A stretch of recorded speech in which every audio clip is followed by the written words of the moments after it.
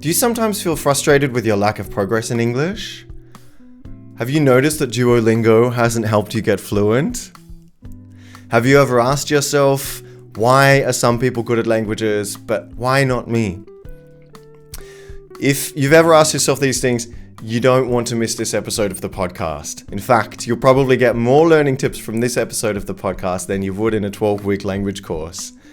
Here we go. All right, welcome to the English Breakthrough for Germans podcast. I'm Mike from Australia, and I'm the host of the podcast here. This podcast will give you, German speaker, comfortable listening practice with some anecdotes from my own life and teaching, and help you better understand the learning process and how successful language works, so you can forget learning apps and take control of the learning process yourself. Ich bin jetzt erwachsen, wie man sieht. Ich habe nicht Deutsch gelernt als Kind, ich habe das als Erwachsener gelernt. Ich zeige, dass es möglich ist, als Erwachsener eine Fremdsprache wirklich fließend zu beherrschen. Ich habe C2 erreicht im Deutschen und das war 2020, glaube ich, nachdem ich 10 Jahre in Deutschland gelebt habe. Jetzt lebe ich insgesamt 13 Jahre in Berlin. Genau, und ich habe ungefähr 15 Jahre Erfahrung mit dem Sprachunterricht, sowohl Deutsch als auch Englisch. Okay, all right. So this episode of the podcast, I would like to talk to you about something that has been on my mind for quite a while, or it's an idea that I started thinking about as a teacher. I started looking for different ways that I could help my students. People were saying to me in German, wow, du bist ein richtiges Sprachtalent, or something like that, you know? Or they say, just yesterday somebody said to me, du sprichst viel besser Deutsch als die Zeit, der du hier schon gewohnt hast. And I don't believe that it comes down to talent or natural ability. I believe that it comes down to strategy. And that's the thing, that's what I'm going to talk to you on this podcast, about on this podcast today, okay? So some people have the belief that they're either good at languages or not good at languages, and I just really strongly disagree with this. I've mentioned this in previous episodes of the podcast. I think that everybody has shown that they're able to learn a language successfully. Yeah, you can speak your first language fluently. So in theory, there's nothing stopping you from learning a second language to be as fluent as you are in your first language. So it shows you that the environment is really key, that strategies are key, and that if you haven't been successful up until now, then it's because of the strategies that you've been using. It's not because of some natural ability or natural talent that you have or don't have. We're going to talk about some of these strategies today, and I'm going to try and get to the bottom of what are the things actually even that is going on, what is happening in the mind, what is going on, what are people thinking about when they're really successful at language learning. Okay, so there are sorts of habits that successful language learners have, or there are things that they do with their mind, what they focus their attention on, that can really help them be successful with language learning. And that's what we're going to talk about today. Okay, sometimes people say to me, if I meet them socially or students of mine, they might say to me that they're not good at languages. And usually if they say this, I'm just like, oh, okay. And I nod and I smile and I validate their experience. If they've been having difficulty to learn German or in English, but I really deep down believe that they are wrong, that it's not that they're not good at learning languages, that they just, as I said, they haven't learned the right strategies yet. Okay, now I'm going to tell you, make a comparison to something first, and then we'll get deeper into this topic a little bit later on in the podcast. Okay, so currently it's football season. I'm sure that you've already watched a couple of games of the Football World Cup. If you haven't, it's currently the Football World Cup, and I'm in Berlin, I'm in Germany, and there are a lot of football fans in Germany. A lot of different people that I speak to from different countries, like Australia, myself, and Australia is playing in the World Cup. People from Argentina, from Spain, from Belgium, from France, everywhere. So it's very exciting in Berlin at the moment. You walk down the street and you see people watching football. In front of the convenience stores, they have TVs temporarily set up outside. And if it's a warm day, it's a really nice thing to do in the afternoon. So in thinking or making a comparison between football and languages, you will have noticed that football is really dominated by a number of different strong football countries and cultures, okay? So countries like Brazil, Italy, England, France, Germany, Portugal, Argentina, etc. So countries like Australia or China or Indonesia, these are not countries that you would associate with having a strong football culture. So what does this mean? Does this mean that people from these countries are by nature actually better at football? So if you're German, you have it in your blood that you're better at football than Australians? I don't think anybody would say that, yeah? These countries really have strong football cultures. So it's the environment that means that the people that grow up in that country are able to learn football to a better level. So as I mentioned, I'm from Australia, and Australia was not on the list of football countries with strong football cultures that I mentioned a moment ago. We don't have a strong football culture. Despite this, I grew up playing football. I played football, actually we called it soccer, I should mention. In Australia, yeah, we used to call it soccer, and I think most people still do call it soccer. But now that I live in Europe, I call it football because this is the word that most people use in England. So yeah, I'll guess what am I going to call it, football or soccer? Should I call it football? I'll call it football. I think I'll stick to football actually, not soccer. But yeah, so I grew up playing football. I played football from 1992 to 2009. How many years is that? 17? Yeah, I think my maths is right.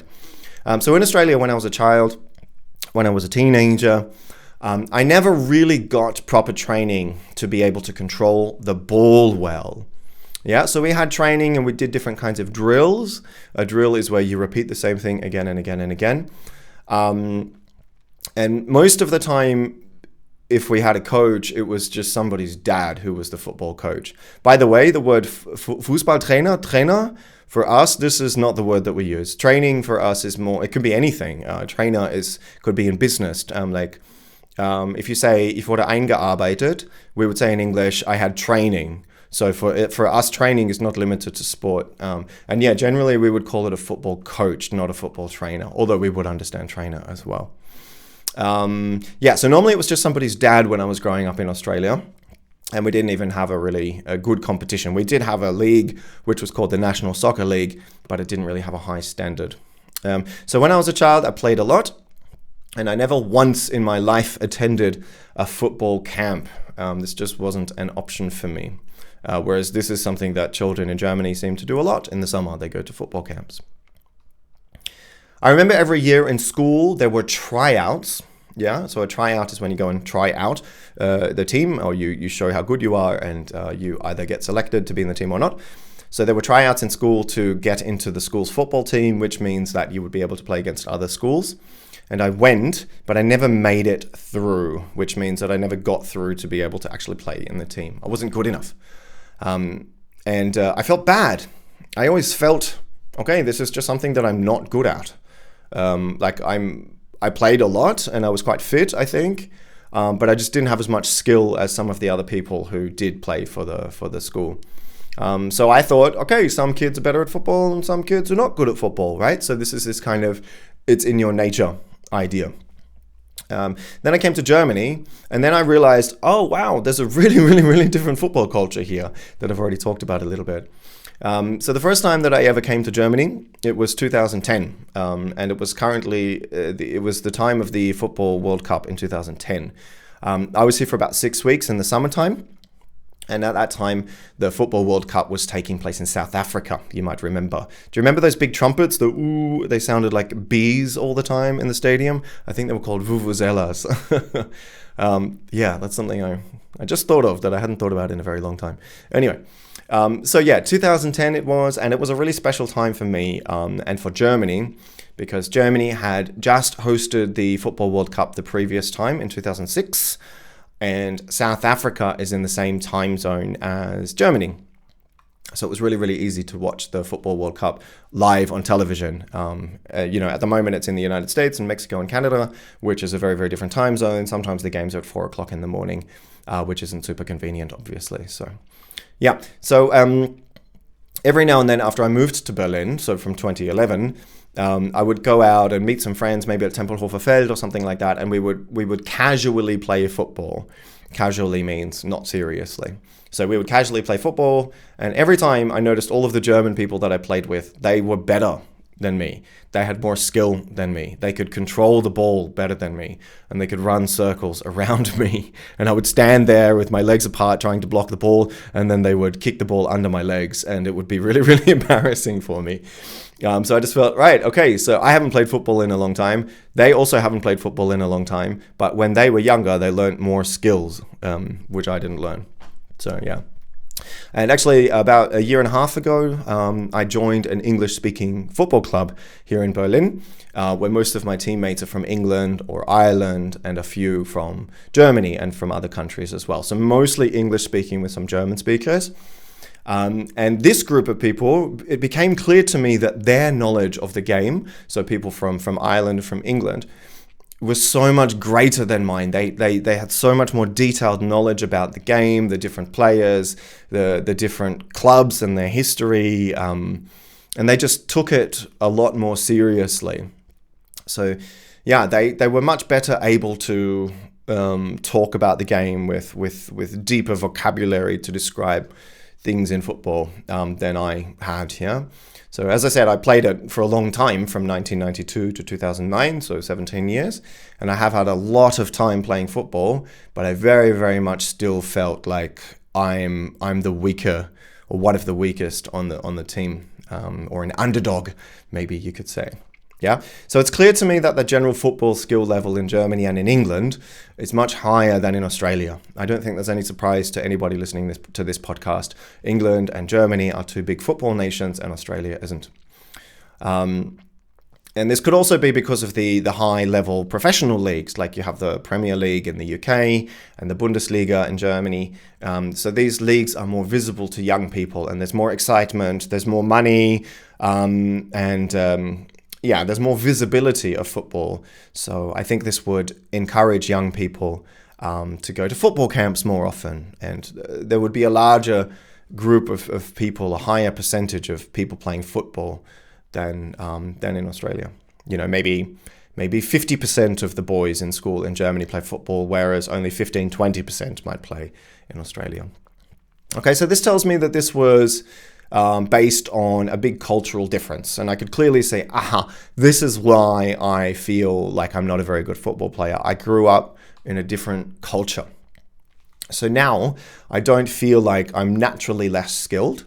And I just know that, yeah, it was the environment that I lived in. And I didn't learn these different skills and different tricks and things like that. There's this one guy in the football club, and every time he gets the ball, I like to call him a ballerina because he does like ballet on the ball, and it's beautiful.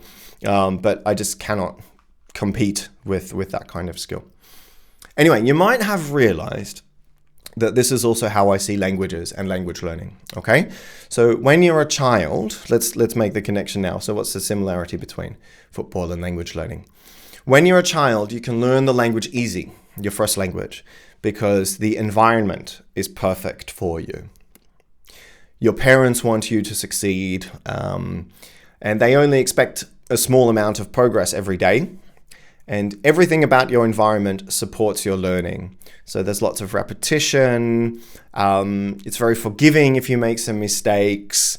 People support your language learning. Like if you say something like, Mummy, I want ball. Then Mummy might say, oh, Mike, you want the ball. Here's the ball. And then they give you extra language. So it's a very supportive environment, and it's just perfect for learning languages. And they don't have screens yet. They're not distracted by smartphones and things. But when adults learn languages, or when students learn languages in school, the environment is not as good for language learning. So it doesn't allow learning as much. Okay, so languages can be learned when we're able to connect vocabulary to a specific environment, when we learn the words in context. So if you want to learn the vocabulary of football, this works best when you're actually playing football, or you might be watching football on TV, right? So you're connecting to that environment, and that's how you're learning the vocabulary. If you want to learn the vocabulary for a particular board game, like Monopoly, right? This works best when you are actually playing Monopoly. But when we're in the classroom trying to learn a language in school or as adults, we try to help students to learn languages out of context. So we have things like vocabulary lists, grammar exercises, or we've got a text in a course book which is about some fantasy person who likes football, Manchester United or something, and it's just some image from the internet that has no soul. And so there's no connection really to the actual stories and characters in the course book. And then students are tested on their knowledge of things like grammar, like the present perfect grammar tense, or can you use the first or second and third conditionals and things like that. Can you make a sentence like, if I had a Ferrari, I would drive on the Autobahn at 300 kilometers an hour. And they're tested on this kind of knowledge. But it's not in context. So, yeah. But, I don't want to, I think I've said this also before, I don't want to say that teachers in classrooms are not doing a good job. It's just very, very difficult to really activate the context of language in the language classroom. So it's really hard to learn vocabulary in context like a child does. Okay, so this is one of the big differences between learning your first language and learning a second language. But I have seen people who can do it over my career, and that it is possible to learn a language to a really, really high level as a second language learner, even though not everybody does it. So, I think that I've learned German very, very successfully, and there are other people that also learn language as well, but a lot of people don't. So what is the difference? What is happening, right? So I began to really, really want to understand this question. Why is it that some people are better at learning languages than other people? What is it about the environment? What is it about the context? Like in terms of football, why is it that people in Germany are better at football than people in Australia? So of course, I really, really wanted to find out. Okay, and I'm going to talk about that more now. So the question is, what is happening in the minds, like in the heads of successful language learners? What are the habits of successful language learners that less successful language learners don't have? What are the things that are happening? Yeah. So how is it that I, as a teacher, I can teach a lesson to a class with 15 students, and maybe 5 or 6 of the students in the room will learn a lot, and they will come back to class the next day and they will remember vocabulary that we talked about yesterday or another day. But other students don't. It's just lost. I did the same thing as a teacher, but some of the students were unable to learn and they have forgotten already. So what is happening in the minds of the people, the successful learners? Okay, what are the differences here? What's the difference between a good learner or a weak learner and a strong learner? Of course, I'm too stubborn. Stubborn means stur. I'm too stubborn to really say this is a cultural difference. I really wanted to answer this question and get to the bottom of this question. So imagine I'm a football coach from Australia and I'm coming to Germany and I want to watch kids train football so I can learn the coaching techniques that are used in Germany so I can go back to Australia. So that's it, yeah? So I'm like a coach and I want to share the habits of these successful learners with my students and with you now. Okay, so what this has led me to do is create a document, like a guide. It's a table with 3 columns, and it's a guide to help learners decide what strategies are going to work and what is not going to work. So I call this the cognitive engagement strategies for effective language learning. Okay, so kognitiv, I'm sure you realize, engagement is like, also wie sehr man sich damit beschäftigt. Engagement with something is like how much you engage with it, how much you actively take it and think about it. So how can you focus your attention on something that's important for language learning? Okay, so again, it's the cognitive engagement strategies for effective language learning. So this is a guide sheet, a handout that I've introduced to a number of my classes at the Volkshochschule, and students have told me time and time again that these strategies have really, really been helpful for them. So I'm going to share that now with you in this podcast. Okay, so this guide sheet is divided up into 3 columns. The left column is red, and I call this one low engagement. So these are strategies that I believe are not effective because there isn't enough cognitive engagement with the language. Then we have medium engagement, which is yellow, and high engagement, which is green on the right. So we obviously want to be doing as many of the things as possible in the right column, in the high engagement column, to ensure that we are cognitively focusing our attention on the language. Okay, so my language learning philosophy is based around a simple principle, and I'm going to refer back to this again and again and again throughout this explanation. So language learning works best when we connect sound and meaning. This is what language is, okay? We have sounds which represent meanings. When we listen, we hear a sound, and our brain converts this to meaning automatically. When we speak, we think meaning, and then our brain converts this to sound. So when we speak a language, we create sound, and that sound carries our meaning, and then the listener hears the sound, and their brains convert that sound back into meaning. Okay, so that's it. Language is meaning and sound. So this means that when we're learning, we need to develop habits and strategies which strengthen the connection in our minds between meaning and sound. So if we aren't really focusing on the meaning of the language and we're just listening, then our brains can't connect the meaning and the sound. Yeah, so you might be listening to the meaning, trying just to take a few words and understand what somebody's saying, but you're not really focusing your attention on the sound, then the language learning is not going to be as effective. So if you're struggling to listen to somebody and as I said, you're like, what, and you're like, okay, he said this, he said that, I think he's trying to say this, then you're not able to focus on the sound as much. Okay, so remember that idea. Language learning is meaning and sound, and you need to focus your attention on both of these things at the same time. So the connections between meaning and sound are strengthened. Okay, so let's start with what I call the low engagement strategies. The first one is having on the TV or the radio in the background while you're doing something else. Okay, so in this situation, you're not really focusing on the meaning. Some people say that, well, I just want to get used to the sound of the language. But this doesn't really work because you're not really connecting the meaning to that sound.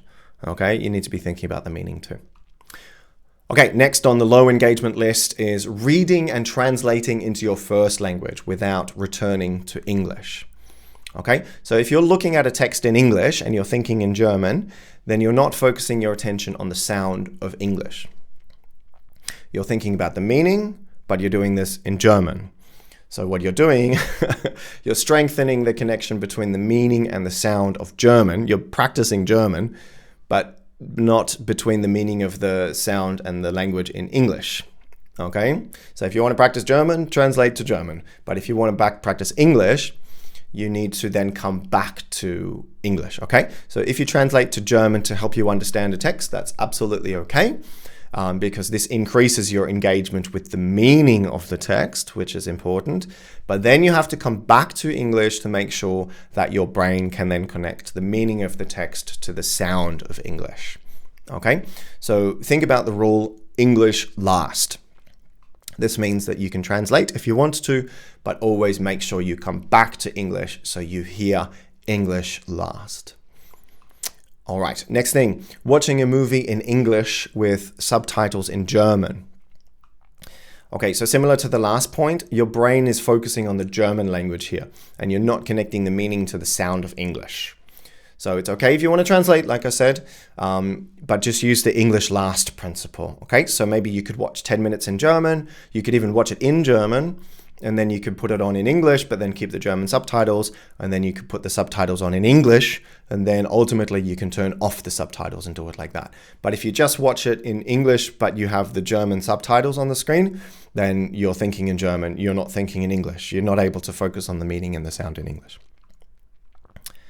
Okay, another point, being physically in a country without paying attention to the language. So I remember my friend Miles, who I interviewed 2 weeks ago, he demonstrated that being in a country doesn't mean that you will automatically learn a language, because he took a long time to learn German. So if you have ever thought you have to move to a country to really learn the language, then hopefully you now see that moving to a country is not enough. The real way to learn a language is to use the right learning strategies. It's not just about being in the right country. Okay, the last point I have for low engagement is a low engagement strategy is using apps like Duolingo. Okay, so let's come back to the idea that language is meaning and sound. Learning languages is about strengthening the connections between meaning and sound. So when most people use Duolingo, they do it, the motivation is to get through the activities for the day so they can continue their streak, but they don't really concentrate deeply on the sound of the language. So the biggest problem with Duolingo is that it's disconnected from reality, right? So Duolingo uses random sentences describing things which don't really exist in reality. So for your mind, in your head, it's impossible to think about the meaning of it really deeply because it's just random. It's a fictional sentence that often doesn't really make any sense. So here are some sentences that I took from a Duolingo website in which they were sort of saying, oh, these are the craziest, strangest Duolingo sentences. Here's one. I am crying and the onion is laughing. Or, excuse me, I am an apple. Or what about this one? Your cat has a beautiful profile picture. Okay, so these sentences, as you can see, they are random, they are not connected to reality, so your brain doesn't really process them, all right? And then there's no real incentive to focus on the sound of the language as well. So we're not thinking deeply about the meaning and we're not really focusing on the sound. We just want to continue our streak for the day. All right, let's move on to the middle column, the yellow things, which are example tasks or strategies, which I will call medium cognitive engagement. Okay, so we're getting closer, but we're not at the top yet. Number one. You're having a conversation where others are using English, but you're not actually thinking about the words that they use. So when you speak English, you're always drawing upon your own resources. You're never expanding on what you know, so you can upgrade your English. You're just sort of staying the same. Okay? So this means that there are no opportunities for you to check your own English to see if you should adjust anything that you say. So think about an English-German learner who always says something like, or when they're ordering a drink in a bar, they would say, kann ich haben ein Bier, right? But they never notice that native speakers don't say this, right? This is not the standard way to order a beer. You could say, kann ich ein Bier haben, but kann ich haben ein Bier, this is English sentence structure. Okay, so you need to create opportunities for yourself to notice pieces of language and how they might be different from what you would expect as a German speaker. Okay, medium engagement number 2.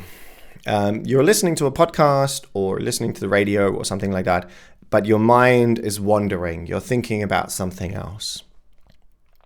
If you're thinking about something else, then you're not able to focus your attention on the meaning and the sound. It's as simple as that. So this is going to be lost learning time. So if you notice that your mind is wandering, your thoughts are wandering, then my suggestion is to just stop the audio and then go back. So, I started thinking about something else about 60 seconds ago. So then you go back and you listen to that 60 seconds again. If it's not interesting enough for you, then you need to find something else to listen to. Okay. Now, number 3, medium engagement strategy here. Yeah. Reading to understand, but never really thinking about language and vocabulary. Okay.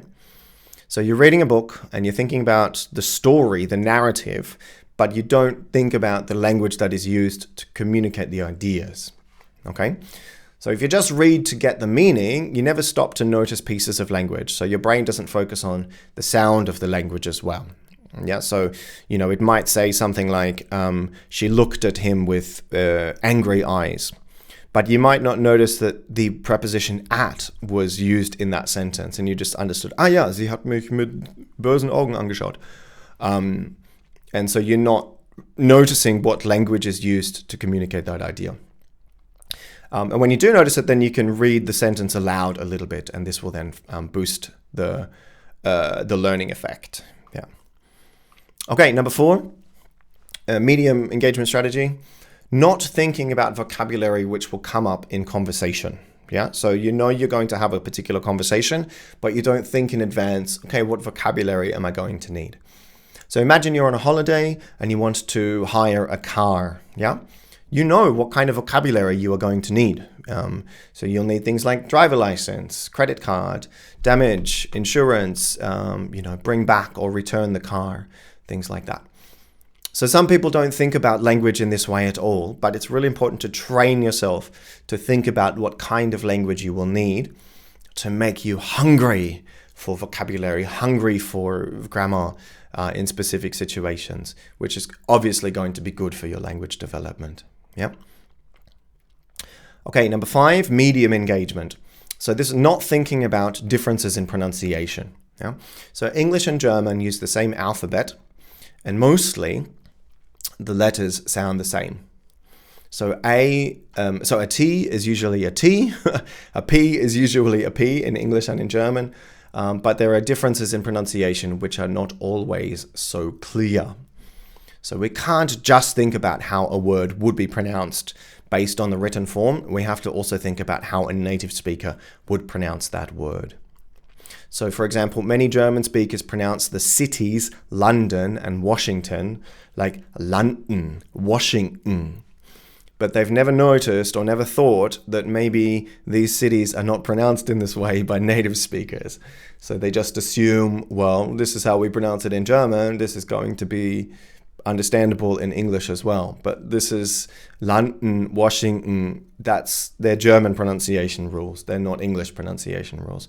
London, Washington, okay? Okay, so why don't we come to the high engagement strategies now? This is why you're here.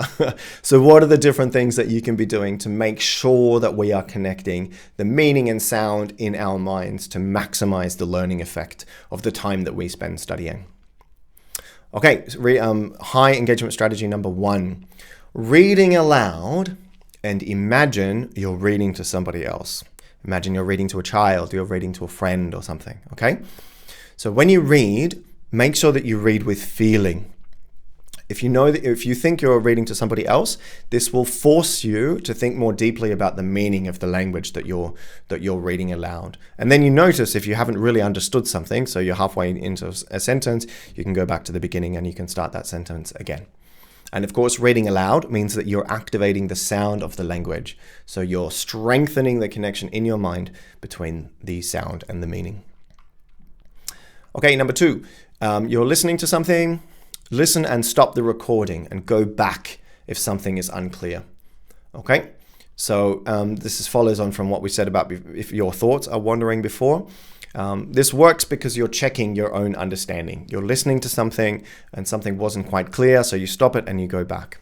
So you're no longer passive. You're starting to learn more actively. You're starting to take control and you're starting to think a little bit more about what you are learning. And this is different to apps because the apps try to tell you what you should learn, but people who are successful learners take control of their own learning. And then they make their own decisions about what vocabulary they need to learn and what not. So they're starting to think about their own world. They're starting to think about their reality, which is what we want to connect new vocabulary to. Okay, so if I just see the dog runs on the street in Duolingo, I'm not thinking about a dog, but if I go, oh, my neighbor has a dog, and I look out my window, I can see out my window now, and the dog is running down the street, and then I go, oh, how do I say that? Oh, the dog is running down the street. And then suddenly I have this mental connection to the language, and then it will become more memorable for me because I'm connecting that situation to the language.